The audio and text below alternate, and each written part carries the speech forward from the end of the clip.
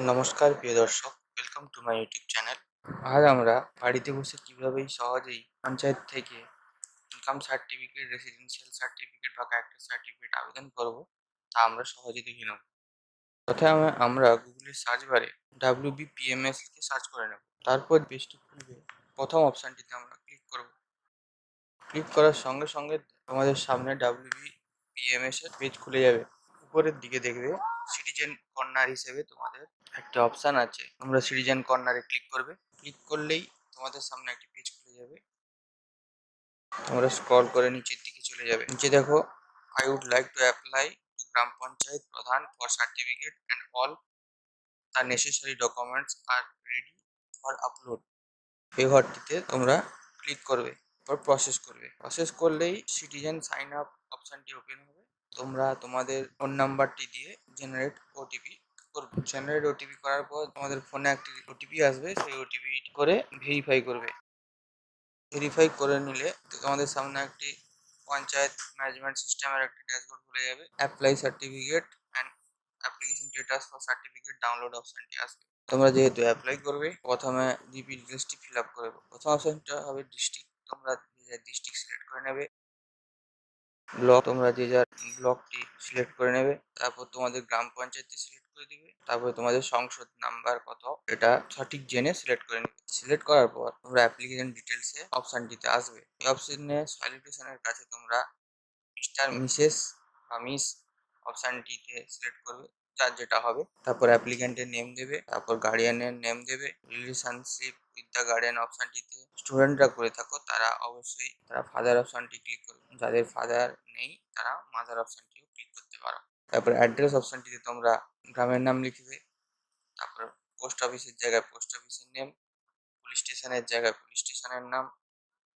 ভিলেজের অপশানটিতে তোমরা তোমাদের ভিলেজ কি সেটা সিলেক্ট করে নেবে। তারপর তোমাদের এরিয়ার পিনকোড দিবে, তোমাদের ডেট অফ বার্থ লিখবে। এগুলো দেওয়ার পর সার্টিফিকেট অ্যাপ্লাইড ফর অপশানটিতে তোমরা আসবে। এখানে যদি তোমরা রেসিডেন্সিয়াল চাও, রেসিডেন্সিয়াল করতে পারো।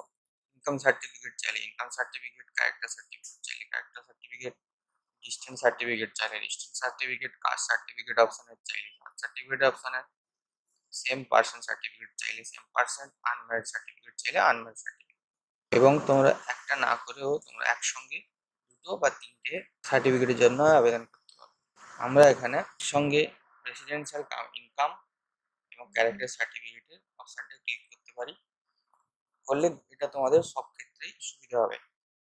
অ্যানুয়াল ইনকাম অপশানটিতে তোমরা ফ্যামিলির বাৎসরিক ইনকামটি কত সেটা বসিয়ে দিবে। 96,000 থেকে 1,20,000 মধ্যেই রাখবে। পর অপশানটি হলো ইনকাম সোর্স। ইনকাম সোর্সের অপশানটিতে তোমরা তোমার বাবা বা মা কি উপায়ে ইনকাম করে বা ফ্যামিলি কি উপায়ে ইনকাম করে কি এখানে বসাবে।